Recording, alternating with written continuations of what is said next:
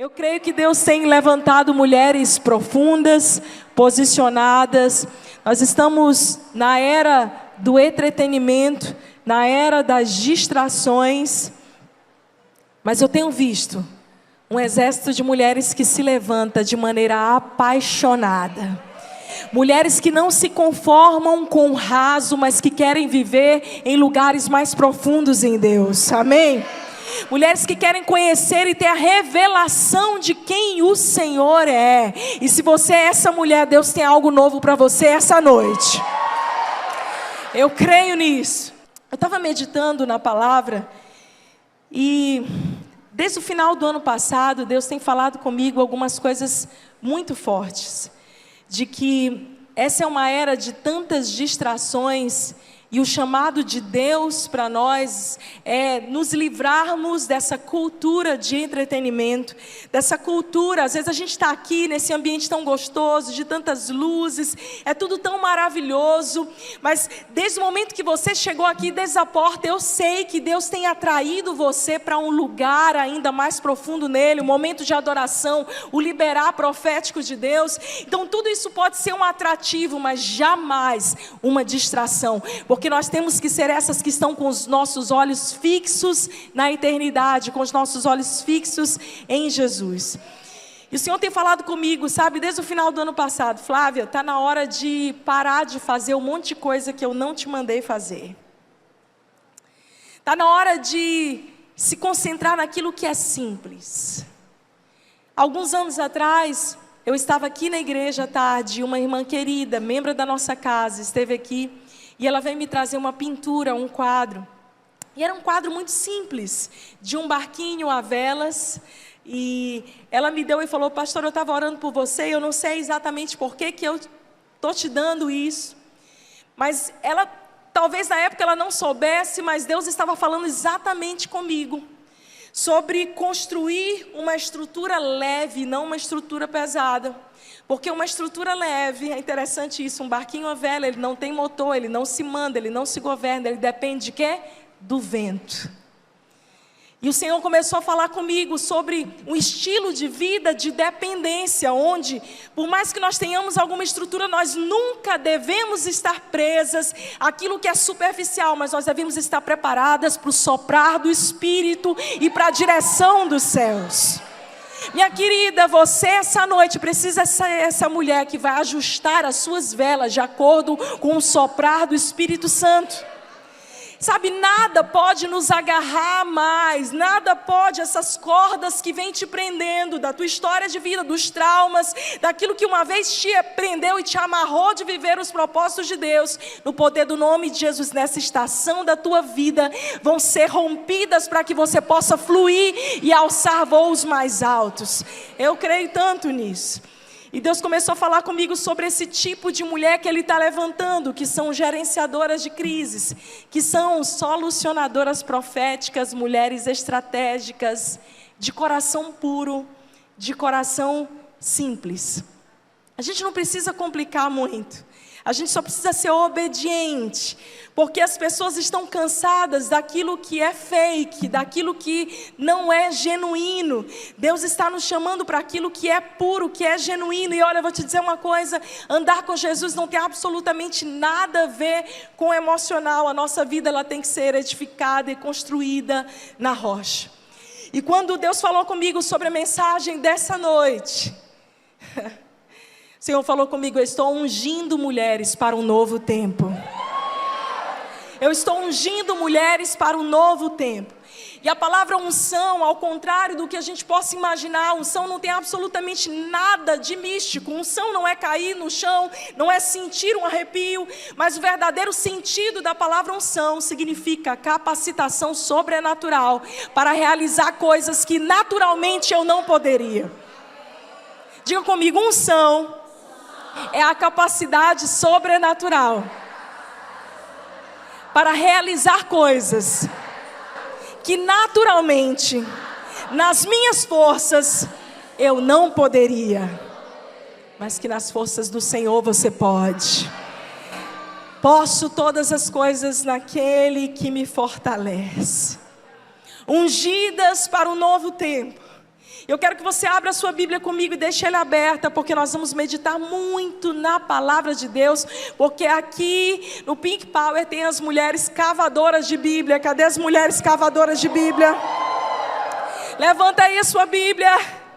Bíblia de papel, caderninho de oração. Nós somos dessa, cara no pó. Nós somos das antigas, amém?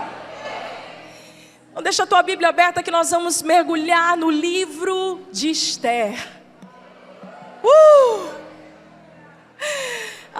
Se tem uma mulher que eu me identifico na Bíblia, tem tantas. Mas Esther era uma improvável que Deus escolheu para governar. Esther 4,14, um dos textos bem conhecidos nossos. Eu quero começar com ele. Eu vou ler na versão NVI. A Bíblia diz: pois se você ficar calada nesta hora, socorro e livramento surgirão de outra parte para os judeus, mas você e a família do seu pai morrerão. Quem sabe se não foi para um momento como este que você chegou à posição de rainha. Uau! Eu quero ler esse trecho final na versão da Bíblia amplificada, que é muito fidedigna ao original. Diz assim: quem sabe se você não veio a este reino para se manifestar neste tempo exato e para esta exata ocasião. Minha querida, olha bem aqui para mim. Eu não sei o que tem limitado você, impedido você de viver o chamado de Deus para a sua vida.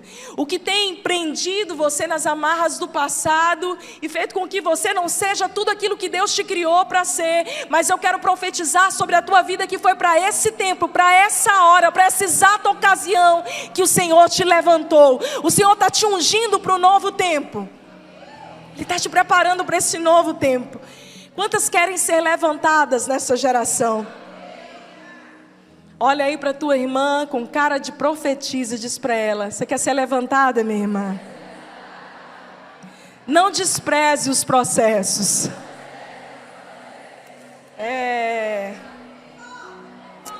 Não dá para desprezar. Porque existe um caminho. Existe um processo que Deus nos forja e nos prepara para que nós estejamos prontas para vivermos tudo aquilo que Ele nos preparou para viver. E a primeira coisa que eu quero que você entenda nessa noite é: não despreze a dor, não despreze as suas cicatrizes. Quem era Esther? Esther era uma menina escrava, órfã, pobre. Ela estava ali dentro do reinado do rei Artaxerxes. E naquele lugar, o povo de Israel, o povo hebreu estava subjugado. E aquela era uma menina totalmente improvável, esquecida no meio de um povo. E Deus começa a fazer uma revolução. Se você volta um pouquinho, alguns capítulos antes do livro de Esther, deixa eu situar você do contexto histórico, para que você entenda onde ela estava inserida. Havia então um governo injusto que subjugava Israel. Então o rei era casado com uma rainha chamada Vasti, muito linda, muito bela. E um belo dia esse rei resolve dar um banquete muito grande. Você provavelmente já ouviu essa história. E naquela ocasião era comum que os homens chamassem as suas rainhas para mostrar diante de todo o povo, para mostrar ao seu súdito, aos outros reis, como que ele era bom, como que ele era importante, como que a sua mulher era bonita. E o que acontece é que Vasti, ela se recusa a estar na presença do rei. E por causa disso, ela é destituída da sua função. Então começa a haver um edito, um decreto real, para que se fizesse um concurso de beleza, onde as mulheres do reino iam ser avaliadas de acordo com a sua beleza, de acordo com as suas características, quase um concurso de Miss Universo. E a mulher então mais bela, escolhida então, seria a nova rainha. Eu quero que você olhe para o capítulo 2 de Esther, versos 7 e 8. Vamos entender melhor quem era essa menina. Mardoqueu tinha uma prima chamada Hadassa, que havia sido criada por ele por não ter pai nem mãe. Essa moça, também conhecida como Esther, era atraente, muito bonita, e Mardoqueu a havia tomado como filha quando o pai e a mãe dela morreram. Quando a ordem e o decreto do rei foram proclamados, muitas moças foram trazidas à cidadela de Suzã e colocadas sobre os cuidados de Hegai. Esther também foi trazida ao palácio do rei e confiada a Hegai, encarregado então desse harém. Então olha, percebe a história. Depois desse decreto real, as moças da cidade ficaram sabendo: o rei está atrás de uma nova rainha, e elas se empolgaram com aquilo. Mas Esther, sendo pobre, sendo órfã, havia sido criada pelo seu primo Mordecai ou Mardoqueu em outras versões da Bíblia. E a Bíblia fala que ele olha para ela e havia graça, havia formosura naquela menina improvável. E ele inscreve ela naquele concurso nacional de beleza. Ele diz: é você que vai então entrar nessa casa. Havia uma casa das mulheres. E nessa casa das mulheres, as mulheres passavam um período de 1 ano de preparação, para serem então apresentadas ao rei. 1 ano inteiro, sendo forjadas, submetidas a alguns processos que nós vamos já ler um pouco sobre eles.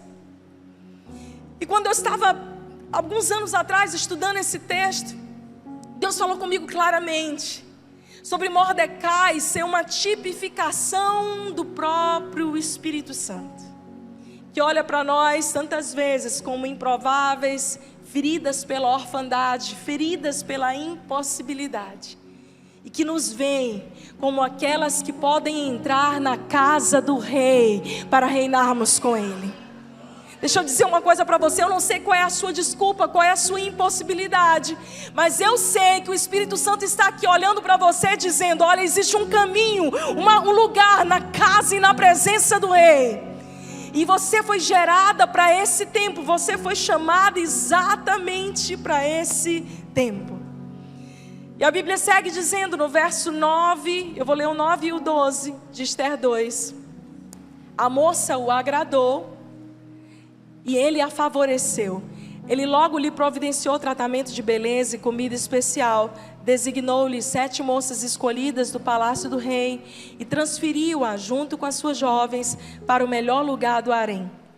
Antes de qualquer daquelas moças apresentar-se ao rei Artaxerxes, ela devia completar 12 meses de tratamento de beleza prescritos para as mulheres. 6 meses com óleo de mirra. Diga comigo: óleo de mirra. E 6 meses com especiarias. Diga comigo: especiarias. Então imagina, né? Aquele concurso acontecendo e de repente aquelas mulheres estavam na casa, preparada na cidadela de Suzã, cuidada pelo eunuco do rei, Hegai. E elas iam passar por um processo de 6 meses de embelezamento com mirra e mais 6 meses de óleos de especiarias. Imagina um spa. Quem é a mulher que gosta de spa aqui, gente? Não gosta de spa, irmã? Meu Deus! Se você receber um convite para ir, passa para mim então. Pior coisa boa é a gente ir para o spa, receber uma massagem, um tratamento. Eu sou uma mulher muito prática, né? Tem mulheres que toda semana estão no salão. Quem é desse time? Gente, aqui tem o time das mulheres práticas. Aquelas que passam assim, semanas sem ir no salão e que vão doida para ir embora. Antes de eu vir para cá, a pastora Larice de Parnaíba me ligou e ela disse assim: pastora, olha, amanhã é aniversário de Parnaíba e tem uma irmã querida que ofereceu para a senhora, para a Ana, para as mulheres que estiverem lá, cabelo e maquiagem. Você já está sabendo agora, viu, Ana? Eu falei para ela: olha, pastora, eu vou avisar a Ana, mas eu mesma prefiro dormir. Eu mesma me arrumo um pouquinho antes e vou. Mas você imagina, você receber esse convite, 12 meses, todos os dias de manhã acordando e o quê? Passando aquele bálsamo na pele, sendo preparada. Quantas mulheres gostariam de passar por esse processo de embelezamento? Vamos ver se você gostaria mesmo. Isso é uma pegadinha, tinha que ser, né? 6 meses de óleo de mirra. A mirra é uma resina amarga, do hebraico mur. E a mirra, ela tem várias tipificações proféticas, mas um dos efeitos da mirra é que ela tem um poder antisséptico, adstringente, ou traduzindo para você, purificante. Ela traz pureza. Se você nunca passou um óleo de mirra puro na pele, imagina aí mais parecido com o mertiolate. Mas não o mertiolate Nutella, dessa geração Nutella. Quem é da época do mertiolate de verdade? Entendeu? Essas mulheres que passaram o mertiolate de verdade, olha, dou valor para você. Quando a gente se machucava, não era não? Eu me escondia. Mamãe dizia assim: filha, se feriu, vem aqui que a mamãe vai fazer um curativo. Mãe, não precisa, porque a dor do mertiolate era pior do que a ferida, não é? Lembra que a gente colocava e ficava... Ai. Agora o mertiolate é Nutella, gente. Eu acho que essa geração que está prezando os nossos filhos é de mertiolate de verdade, de novo. É ou não é? Então, hashtag para a volta do mertiolate. Mas a mirra era exatamente isso. Sabe o que eu acho interessante? É que no livro de Mateus 2, um dos presentes que Jesus recebe, quem lembra comigo? Ouro, incenso e mirra. A mirra significando amargura, sofrimento, apontando para aquilo que o Messias havia de enfrentar por mim e por você. No livro de Cânticos, capítulo 5, a palavra de Deus fala de quando o noivo vem e toca na maçaneta da casa da noiva, e aquela maçaneta fica impregnada de mirra, e a noiva então vai tocar a maçaneta e as mãos dela ficam destilando mirra. Deixa eu dizer uma coisa para você: não tem como fugir do sofrimento, das dores, dos dias difíceis. Eles estão nos preparando, nos forjando e apontando um tempo onde nós seremos preparadas e santificadas para o encontro com o nosso noivo. Olha o que diz o Salmo 45, 8. Todas as tuas vestes exalam aroma de mirra, aloés e cássia, nos palácios adornados de marfim. Ressoam os instrumentos de corda que te alegram. Querida, não tem jeito. Para que a gente seja ungida por Deus, e a gente está falando exatamente sobre essa unção, esse processo de preparação para o encontro com o Rei. Não tem jeito, nós vamos ter que passar pelo processo da mirra. E muitas vezes isso é desconfortável, dói, arde. A gente fala: Deus, por que eu estou passando por isso? 6 meses aquelas mulheres recebiam todos os dias um unguento de mirra. Era desconfortável, irmãs. Mas a impureza ia saindo dos seus poros, e ela ia ficando preparada e pronta. Esses anos caminhando com Jesus, eu tenho aprendido que quando nós passamos por dores, por sofrimentos, e quando o Senhor nos permite passar por algumas situações, ela não nos vem para nos matar e nos destruir, muito pelo contrário, as provas estão aí para que nós sejamos promovidas e levantadas a uma estatura mais elevada. Se você chegou aqui e você diz assim: pastor, eu estou passando dias difíceis, eu quero dizer: calma, você está sendo embelezada, minha irmã. Quantas querem fazer parte desse spa ainda? As mãos começaram a baixar. Aí você fala assim: ok, 6 meses de óleo de mirra todo dia, tá bom? Tá bom? Ah, não. Tem mais. Aí você fala assim: agora vai chegar a hora boa, né? O óleo, o momento dos perfumes, dos cosméticos. A versão NVI diz isso: 6 meses de óleo de mirra, 6 meses de perfumes e cosméticos. Aí você fala assim: opa, agora chegou a hora maravilhosa, vou ficar cheirosinha, vou ficar com a pele renovada. É verdade, é verdade. Olha o que diz a palavra de Deus no livro de Êxodo 30. Volta um pouquinho a tua Bíblia.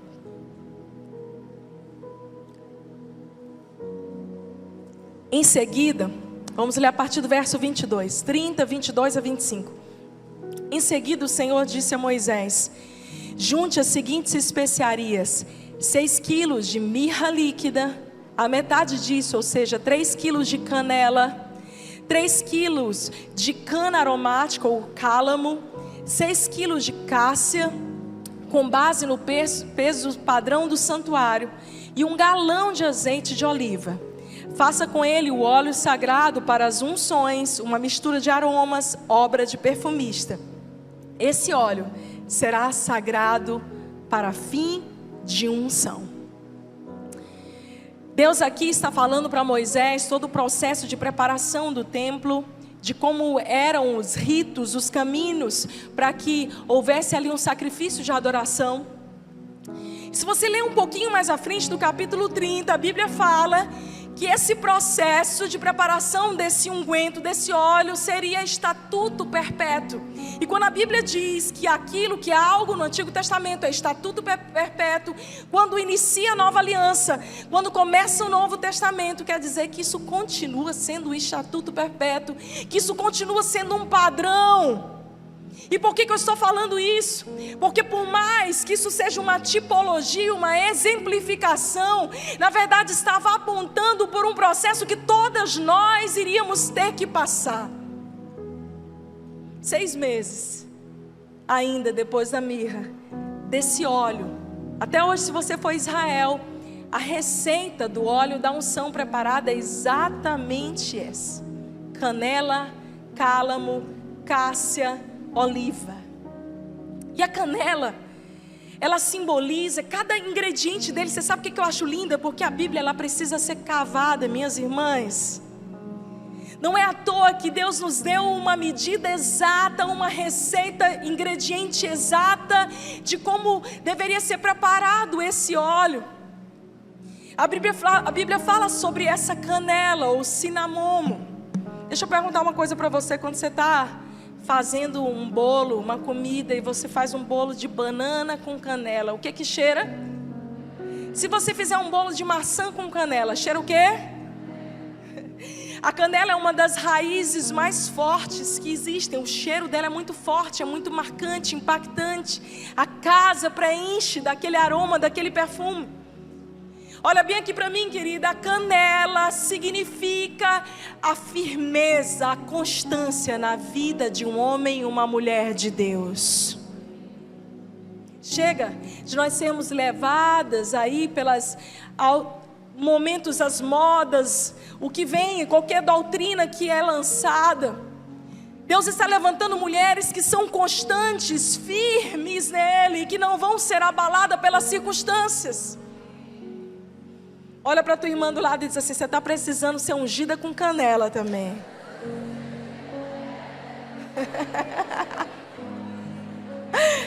Firmeza, minha irmã. Nada de moleza. Nada de mimimi. Eu já falei que aqui nessa igreja não tem gatinha manhosa. Aqui só tem leoa.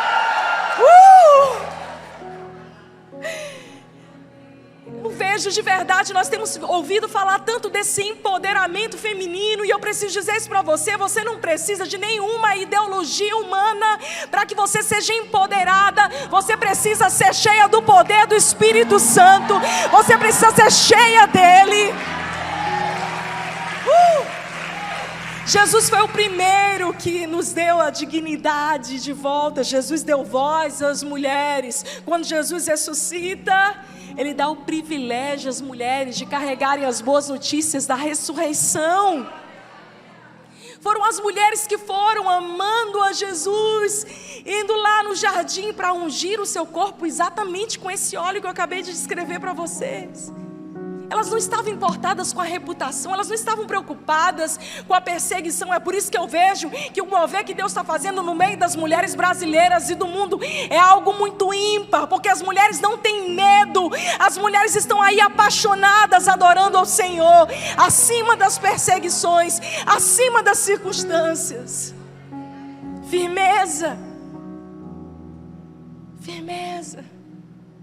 Meu marido diz que Jesus deu o privilégio para as mulheres de serem portadoras das boas novas, da ressurreição, porque a notícia precisava espalhar rápido. Bem, eu não sei, mas eu sei que foi para a gente. Eles podem falar o que eles quiserem, mas foi para nós. O Senhor disse assim: eu vou devolver a voz, a dignidade, aquilo que o inimigo tentou macular. Desde o jardim do Éden, Jesus veio para restituir a nossa dignidade, a nossa voz. O Senhor está nos ensinando a sermos essas mulheres firmes, mulheres valentes, doces, mas valentes e destemidas nele.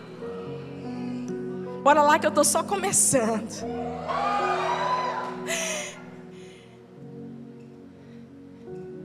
O outro unguento que tinha dentro desse óleo era o cálamo. E o cálamo é uma erva cicatrizante, ela tem um poder de cura. Algo que vem de maneira profunda para sarar as feridas. E eu creio que quando o Senhor nos unge, Ele está olhando para dentro de nós e sarando todas as nossas feridas. Jesus quer curar todas as feridas relacionais, no casamento, tudo aquilo que talvez você esteja aí carregando durante anos. Sabe, queridas, como médica eu já vi muitas vezes uma coisa bem ruim que a gente chama de pé diabético. E não é uma coisa muito legal que eu vou te dizer agora, mas acho que é o que mais exemplifica o que eu preciso falar.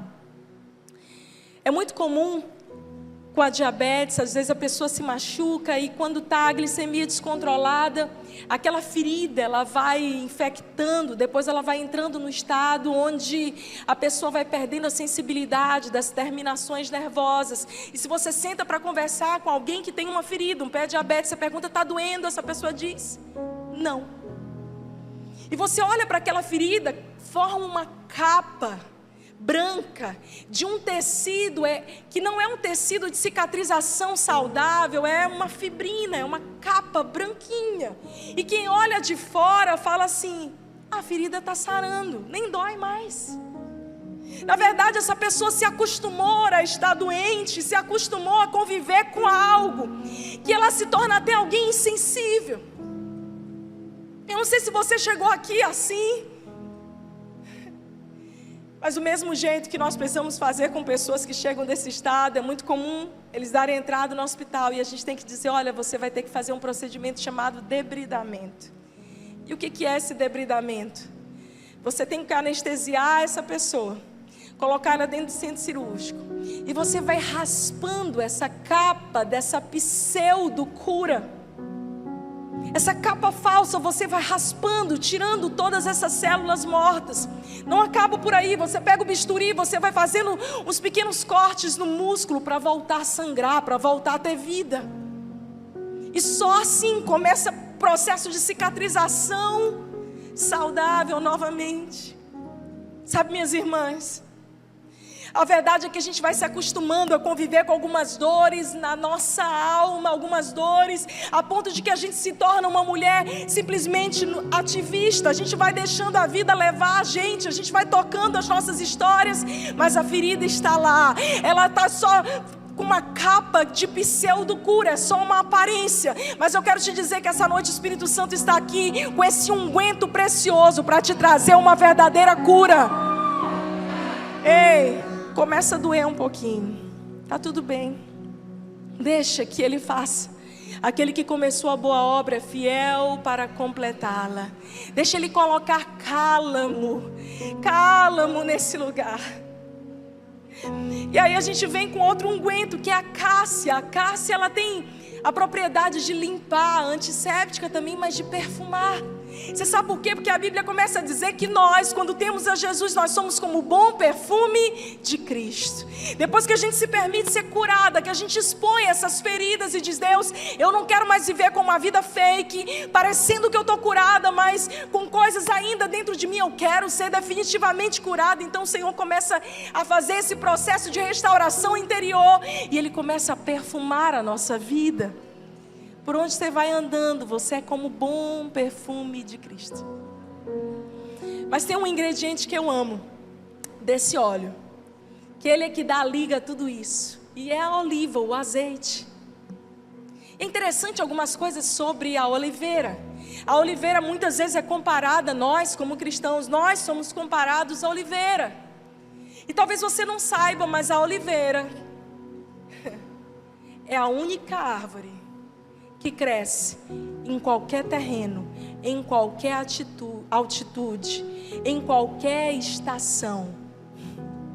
A oliveira, ela cresce, ela não é uma árvore muito grande, ela é frondosa. Ela é uma árvore de raízes muito profundas. Ela dura aí milênios. Existem ali no Jardim das Oliveiras, algumas pessoas dizem que as oliveiras que estão ali provavelmente são da época de Jesus. Outra peculiaridade sobre a oliveira é que se ela for queimada, ela ainda consegue dar frutos, até pelas suas raízes. Querida, não é à toa que a Bíblia está falando sobre esse processo necessário para nos tornar mulheres profundas. E não importa a circunstância, não importa a estação, não importa o dia bom, o dia mau, nós seremos essas mulheres que daremos frutos que permanecem para a glória de Deus. Eu posso ouvir um amém, mulheres? Como é que está o teu? Pode aplaudir o Senhor. Deixa eu te perguntar uma coisa, como é que está o teu estoque de azeite? Lembra de Mateus 25? As 5 virgens prudentes, elas tinham óleo extra. E só tem um jeito de você produzir óleo. Você sabe qual é? Pressão. Getsemane, o jardim da prensa do óleo. O jardim das oliveiras, o jardim onde as oliveiras eram prensadas até produzirem o seu melhor óleo. É por isso que aquelas 5 virgens prudentes, quando perguntadas pelas 5 virgens nécias, elas dizem: não, eu não tenho como te dar o meu óleo. Você sabe por quê, queridas? Porque nós podemos vir aqui, a Ana pode ministrar e derramar algo poderoso sobre você, e eu trazer uma palavra de vida, mas só tem uma maneira de você ter mais óleo: é você mesma indo lá no Getsêmanes da tua história. Olha mais uma vez com a cara de profetisa para tua irmã e diz para ela: não fuja da pressão. Quantas ainda querem passar por esse embelezamento espiritual? Mirra, canela, aloés, cássia, oliva. Ah, querida, não despreze o tempo de Deus. Eclesiastes 3:1, a palavra de Deus diz que há tempo para todas as coisas, para tudo aquilo que foi designado, cada propósito debaixo do céu. Para resumir essa história desse processo de Esther, vocês já sabem, ela está ali 12 meses, e quando ela vence esses 12 meses de embelezamento, então é levada ali diante do rei, e ela é escolhida como rainha. E talvez ela pudesse pensar: uau, consegui vencer, #venci na vida. Que performance, que sucesso grande. Olha, quem não quer passar e vencer os processos, enfim, viver o propósito? Mas a grande pergunta que eu tenho para fazer para você é: para que você quer a unção? Para que você quer a unção, minha irmã? Para que você quer ser ungida por Deus? Porque se Deus vai te ungir, eu creio que Ele está nos ungindo para esse novo tempo, é para algo muito maior do que a sua própria vida. Tudo aquilo que te forja, cada ferida que foi curada. Eu digo algo: ferida curada, ministério aberto. Talvez a tua maior dor se transforme na tua maior mensagem. Esther está ali, desfrutando no palácio. Agora ela é rainha. Deve ter cantado aquela música: We are the champions, my friend. No dia da coroação dela, uau, agora passou a prova. E aí, a Bíblia fala que houve um outro decreto. O primo dela, Mordecai, era um homem profeta que pregava ali nas portas contra todas as artimanhas do rei.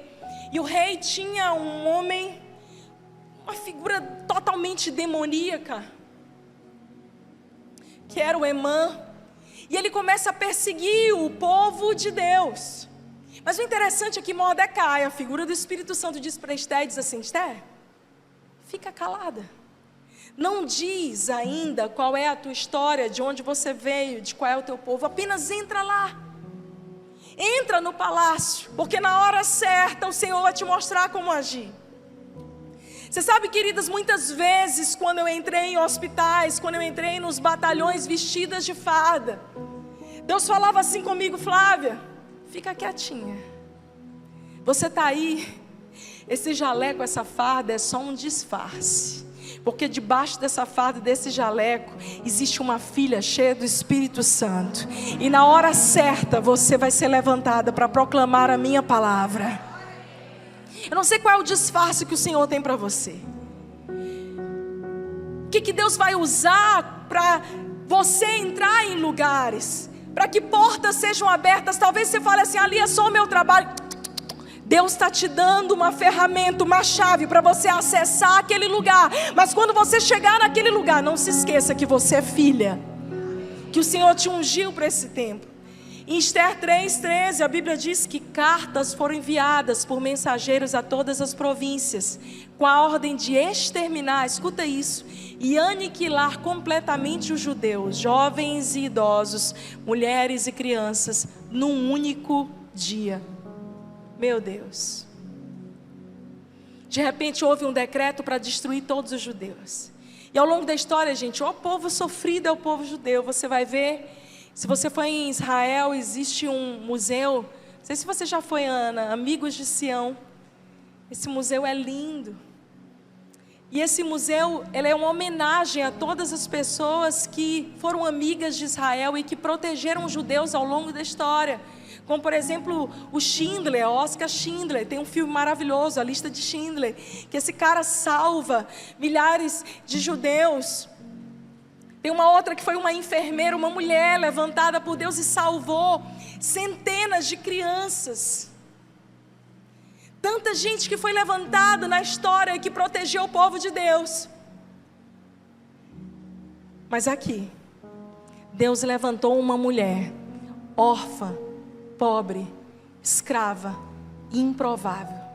E através da unção que Deus derramou sobre a vida dessa mulher, o destino de Israel foi decidido. Se Esther não se posicionasse, queridos, se Esther não se posicionasse, o povo de Israel seria extinto a partir daquele dia. Mas Deus tinha colocado ela estrategicamente dentro do palácio. E é por isso que eu volto para o texto que nós abrimos esta noite, Esther 4:14, porque Esther está lá no palácio, ouvindo aquela música de fundo, We are the champions. Todo mundo ali, as súditas dela abanando, fazendo massagem nos pés, passando hidratante Victoria's Secret. De repente, Mordecai se levanta para dar aquela sacudida nela. E é bem aí que Mordecai diz essa frase tão célebre que nós acabamos de ler no verso 14, quando ele diz: se você ficar calada, de outra parte Deus vai levantar a salvação. Tu e a tua casa perecerão. Quem sabe, Esther, não foi para essa exata ocasião, esse exato tempo que o Senhor te colocou e te fez rainha. Quem sabe você não venceu todos esses processos para agora, no momento de crise, você se levantar, mulher.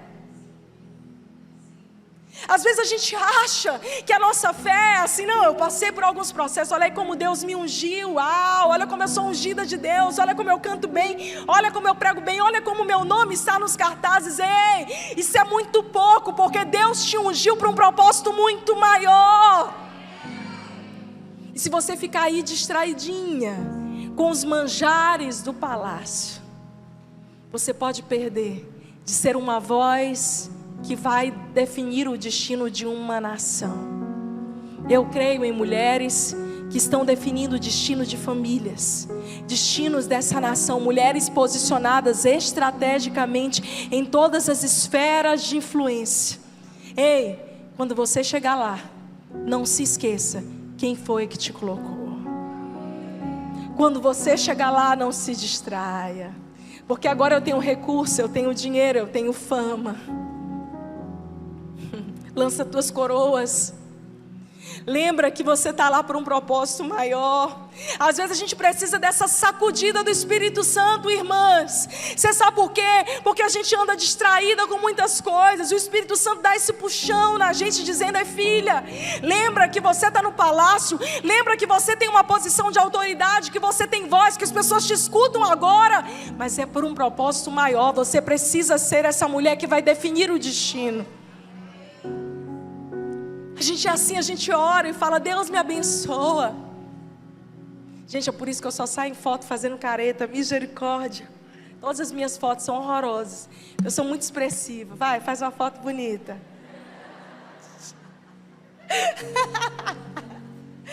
Aproveitar para beber uma aguinha.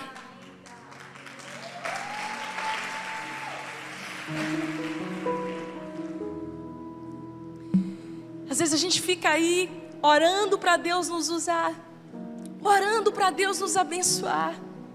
Deus, eu quero ser curada. Senhor, eu quero ser liberta. Deus, eu quero que o Senhor me promova, porque se o Senhor me promover, eu vou te promover. Se os meus seguidores aumentarem, se os meus likes crescerem, Senhor, eu vou proclamar o teu nome. E aí você está lá, passeando no palácio, esquecendo por que Deus te colocou ali. Com seu bolso cheio de recursos, esquecendo por que Deus te deu recursos. Com o teu currículo, lattes cheios de qualificação, esquecendo por que Deus te colocou lá. Ei, receba o puxão do Espírito Santo nessa noite, dizendo para você: foi para esse tempo que o Senhor te levantou. Sabe o que eu amo? É que Esther, ela dá uma resposta rápida. Esther 4, 15 e 16, em resposta ao que Mordecai fala, ela diz: vá, reúna todos os judeus que estão em Suzã e jejuem em meu favor. Não comam nem bebam durante 3 dias e 3 noites. E eu e as minhas criadas jejuaremos como vocês. Depois disso, eu irei ao rei, ainda que seja contra a lei. E se eu tiver que morrer, morrerei. Você sabe o que eu acho interessante? E bem aqui eu tenho uma outra chave preciosa para te dar. Não despreze o lugar de honra e de influência que o Senhor te deu. Porque quando você chegar lá, minha irmã, e que o Senhor te dá honra e influência, que o Senhor dá um nome para você, que o Senhor te dá um lugar, tem um propósito. Esther então diz para Mordecai: olha, convoca um jejum. É um jejum nacional, nós vamos orar. E eu vou entrar na presença do rei, no castelo, ali no palácio do rei. E deixa eu dizer algo para você, talvez algumas de vocês já saibam disso. Quem entrava no palácio do rei sem ser convocado era morto. Até mesmo a rainha precisava esperar ser chamada para entrar nos recônditos, no palácio do rei. O que Esther estava correndo ali era um risco de vida. Quantas querem viver o propósito de Deus? Isso vai custar tudo para você. Você está pronta para viver risco? Você está pronta para ter renúncia, irmã? Você está pronta para abrir mão de muitos sonhos lícitos? Dos teus sonhos egoístas? Daquilo que você diz assim: eu quero para mim, eu quero porque eu quero, porque eu quero. Quero minha boneca Barbie. Olha, hoje, #perdeu Barbie. Tá cheio de mulheres aqui dentro da igreja para serem empoderadas pelo Espírito Santo. Esse é o verdadeiro Pink Power, é o poder rosa cheio do Espírito Santo. Você sabe que é interessante isso, porque o Senhor nos coloca nesse lugar e você tem que usar a sua influência para algo que é maior que você, minha irmã. Esther decide se arriscar e ela diz: ok, vamos orar e vamos jejuar. Você sabe por quê, irmã? Porque quando Deus te dá a influência, quando Deus te dá a honra, quantos aqui querem ser influentes? Levanta a mão. Não, pastora, eu não quero ser influente. Mais do que ser influente, Deus está te chamando para ser relevante. Porque quem é relevante constrói algo dentro dos outros. Você não só está influenciando as pessoas, você está construindo dentro das pessoas e deixando um legado. O chamado de Deus para a tua vida pode até passar pela influência, mas no final de tudo é te tornar uma mulher relevante. Quantas querem ser relevantes? É isso. Existe um momento de jejuar, de clamar. Mas sabe o que eu amo? Abre a tua Bíblia aí comigo que tu precisa ler isso. Está chegando na parte que eu mais gosto. Esther 5.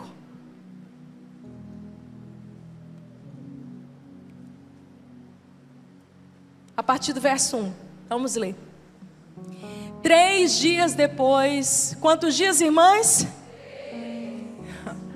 Esther vestiu seus trajes de rainha e colocou-se no pátio interno do palácio, na frente do salão do rei.